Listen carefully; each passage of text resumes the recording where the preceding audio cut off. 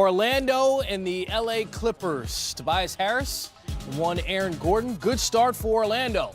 And whenever you get in the open court, DJ Augustine, you know who he's looking for. You're looking for that guy that jumps to the moon. Absolutely. Then it's Jonathan Simmons. You know, it's good to see Orlando playing defense than running the floor. Yes, with all that length they had, they need to be blocking shots like that. Is that Mo Bamba? Oh, no, that was Isaac said, get that shot out of here. Clippers getting back into it. They're poised. Tobias Harris, one of those poised players, hitting the mid-range. Then Danilo Gallinari, another one of those poised players. 19-4 run for the Clippers. Amazing when Gallinari stays healthy, how his teams can wind up winning games. That's right. Certainly played just 21 games last year, has been around this season. And Aaron Gordon, you know not to jump with him when he's flying through the paint like that. Wise decision. Yeah, you got to rotate quicker, Chris. Clippers keeping it going in the second half. There's Tobias getting a touch. Then Montrezl Harrell. The Energizer Bunny. Flexes his muscle. Old school, no? Yeah, Coach, he's old school. You love that. Oh, come on, man. He's not drifting out there to the three-point line. Then Lou Williams pushing the pace. A lot of Clippers highlights here, and you see that lead escalating. 15 points now, up that count to 17. Tobias Harris, 28 points, 9 rebounds. The Clippers get the win, 106-96. Brooklyn in Chicago. Jared Allen is a guy blossoming in front of our eyes. It's not just that afro. It's the offense and the defense. Well, there's the O. We call it Afro power. Blocking shots, dunking on people. Get that shot out of here, Afro power. He's earning that reputation on a defensive end. Listen to me, all the things that Rudy Gobert has done in the previous years to earn his name, he's starting to do the same thing now. And 19 points. He's only 20 years old. Just getting started, Coach. Yeah. He's just getting started. Speaking of which, D'Angelo Russell knocking it down, and DeMarre Carroll doing the same. 20 points The veteran. for DeMarre. The veteran still getting it done. Shabazz Napier in the fourth quarter. You know, that's a guy with a clutch pedigree. Yes, good call, Chris. 18 points for him, and we got ourselves a 15-point Brooklyn lead. D'Angelo Russell. Oh, 28 ice water, points. ice water, ice water. 5 ice assists. water. Brooklyn gets the win, 117-100. Look at their record now, 20-21 in contention, competing in the Eastern Conference. Here's D'Angelo Russell following another win. And there's a game we're here to get you ready for. We the North, the Toronto Raptors and the Indiana Pacers, they tip off right here in just a few minutes. No, I'm still waiting for Golden State to step on the pedal, but they're... I don't know if it's happening. I don't know. They've just been treading water, basically. Yeah. And I wrote it in Power Rankings. So if you look at, like, the league average in efficiency is 108.5 points per 100 possessions. So a good game would be to score more efficiently than that and hold your opponents to a number less than that. Mm-hmm. The Warriors did that in their last game, but they haven't done that in 2 straight games since early November. So they're tired. They haven't put together 2 like quality games in regard to both ends of the floor in almost 2 months. They look tired. I'm serious. I'm not trying to be funny. They look mentally and emotionally whipped to me when I watch them play sometimes. I don't know. Like, we're not even halfway into the season though. Like I understand it's been a 4-year run and like it's basically unprecedented. What they're doing. Yeah. You know, going to the finals 4 straight years and, you know, coming back and, you know, having the expectations of winning another championship. But, you know, we're not even halfway into the season, you know, yeah. I know, but shoot, I think back to that Detroit team that went to, 6 straight Eastern Conference final. And by the time their run was up, they looked spent. I don't care who you are, when you play and grind like this, it's just tough, which makes LeBron playing the way he does strange, you know, like the most odd thing I've ever seen. But they look spent, shoot. I'm telling you, I was watching the other night and I'm looking at their body language. I don't even know if they recognize how exhausted they look. Because you know what I'm saying? Like, you don't, when you're tired and, you know, run down, you look in the mirror and you're still, you know, you got your fantasy glasses on. You're looking at yourself saying, I'm fine, everything's great. And then I watch them try and get up and down the floor, and they just look tired. They look like they're going through the motions, not because they want to, but because their bodies are telling them that's the price you pay to win at the level they've won the past 4 years. I'm trying to think, they haven't really given guys days off, have they? Other than, Curry has been injured and Draymond Green was injured. Right. But they haven't started doing, rest days. They need rest weeks. I think some of their guys need like a week off. Remember LeBron when he just took a week off, went to Miami or whatever a few years ago? I think Steve Kerr should allow an excused absence for an entire week for some guys just to let them recharge. John Schumann, Sekou Smith, always good time with the Hang Time podcast. Tuesdays are for players only. 3D, where you headed this week? I'll be out to the Bay Area. Oh, that should be a great one then. Timberwolves and Thunder, they have the early game, and they will have themselves a new head coach, right? Yeah. Yeah, and the Thunder also playing tonight against the Washington Wizards. Ooh. And Russell Westbrook has been struggling with his shot. PG-13 finds him. They're ahead of Washington in the first quarter. Kyle Lowry back in the lineup for the Toronto Raptors after missing the last 6 games. Kawhi Leonard will not play against the Indiana Pacers, the second night of a back-to-back. That's coming up in just a few minutes right here on NBA TV. But breaking news coming out of Minnesota. Tom Thibodeau reportedly out as the president and head coach of the Timberwolves. According to the Minneapolis Star-Tribune, Ryan Saunders looks like he's in the running to step in as the interim head coach. What do you think of that decision, 3D? I like it a lot. Obviously, his dad kind of setting the way for him and being around the franchise pretty much his whole life. And I think Coach being young and understanding what Cat and Wig and this young team's about. Derrick Rose is having a phenomenal year, comeback year, so to speak. He's been a part of that movement, working out with him on days off. So the question for me, Coach, is what advice can he reach out to someone like yourself to help him with in-game coaching decisions, things of that nature? But being able to relate to the players, knowing the system, I think he's ready for it.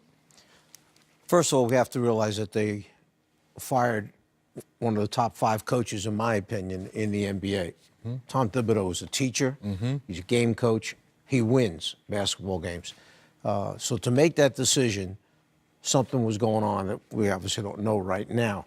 The relationship with Saunders and the owner is the father connection. Flip Saunders was a very, very loyal person to the owner. Mm-hmm. And the owner, I think, always appreciated it, will never forget some of the things that Flip did for him along the way. I know this, Flip made him an awful lot of money at one point on one major decision that he had to make. And the owner, I don't ever think is going to forget that. Right. And as a result, he's seen his son pay the dues. He respects what the son has done, respects the son and father, and therefore he's given him a chance. Well, according to the Minneapolis Star-Tribune, their source on Ryan Saunders being who Glenn Taylor wants as the head coach long term. So he's hoping that he can earn that spot. But we also have reports from multiple sources that Fred Hoiberg is in consideration for either the GM or the head coaching spot. So we're hearing 2 names out there. It's interesting because Fred Hoiberg was in Chicago following Tom Thibodeau, now could possibly follow him in Minnesota. And they have Scott Layden still, I believe, yes, Scott Layden's still there. And Scott Layden gets along with everyone. Yes. Remember his pedigree, his background, coming out of that San Antonio program, a lot of people were after Scott Layden. So I think I hope Scott Layden's given a chance. If they bring Hoiberg in, can Layden and Hoiberg work together in the front office? Yeah. That'd be something to look at. Certainly a situation that is just now developing in Minnesota. But as we see this, you see Tom Thibodeau, like you say, a great coach in the league. Why make this move now, at this point in the season? Well, obviously, we don't know exactly what's going on behind closed doors. But to Coach's point earlier, the way our league is going, Cat has a direct line to the ownership. We know Wiggs just signed his new contract. Most of us around the NBA were saying to ourselves, what's taking this team so long to be further along when you look at Denver and other young teams who are winning and playing top-notch basketball? Lately, they're 5-3, they're playing good. Cat's playing out of his mind. Maybe they wanted to pull the trigger now, Coach, to get ready for maybe some more trades possibly before February. Certainly an interesting situation that we will keep you updated on as the night progresses. Just finding out about the story in the last couple of minutes. The Raptors and the Pacers going to play right here on NBA TV in the next couple of minutes. Victor Oladipo looking to lead Indiana to their 7th straight win. Down to 3, down to 2, it's a 3. Good! Good! He got it! James Harden, a flamethrower! Incredible shot! Indeed it was, but check out this incredible quote from Daryl Morey. The Rockets GM says James Harden is the best offensive player of all time. What about Kareem, Michael, Kobe, guys like that? Brendan, is that hyperbole to say that James Harden is the greatest offensive player of all time? I think it would be a better quote if you said he's the best offensive player of maybe this season, or maybe he's the best offensive player of this range, of this time period. But all time, I think it's very hard when you talk about what Kareem Abdul-Jabbar was able to do, when you talk about what Michael Jordan was able to do.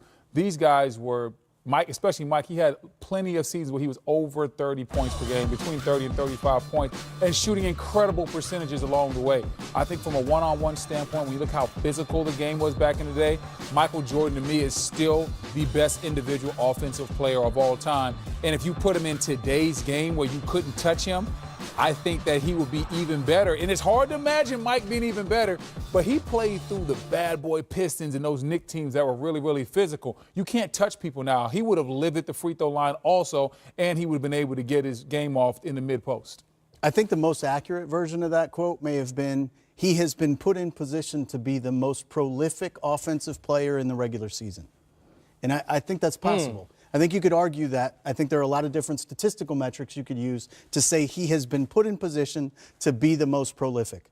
But to say you're the best offensive player of all time, like you said, if I take Michael Jordan, I put him in this era, and I tell him to do the things that they're asking James Harden to do, it's possible he grows and evolves into doing that at an altogether different level. You just don't know. But I certainly think he's been put in position. He's been really empowered, frankly, to take what used to look like horrifically bad shots. Mike D'Antoni is very comfortable with him taking those shots, and because they're running their entire offense through him, he goes 17, 18 seconds on the shot clock and then goes to a step back three. By the numbers, he only has to make a certain number of those to be the most prolific and efficient offensive player. That's fact. It's not a lot of fun to watch. He's awfully. Oh, let's start the debate. Out, Griff. I'm not going to let you come up here and slander James Harden's game. No slander. No slander. Saying it's not fun to watch. James Harden. You watched that Golden State game, that wasn't fun to watch. James Harden was hitting crossovers, step back. He crossed Clay over, gave him the little slap on the butt, hit the shot on Draymond. Listen, he's making such great individual moves. I can't say that. I understand he goes to the free throw line a lot. I understand his usage is very high. But guess what? With Chris Paul out, I don't think I want Daniel House creating shots for himself. So I think I love what he's doing, and I think it's exciting. So for me, I'm not trying to slander him at all. I think what he's done has been mind-numbing. And it's a mea culpa on my part for not appreciating him enough before this run. It really is. It's remarkable. I don't like watching someone go dribble tantrum for 18 seconds. I don't. I like the ball to move. I like the game when it's symmetry in motion. I like it when it's the floor spread and the ball hums around. Now, look, the reality is most of the best players in this league play a very similar way to James.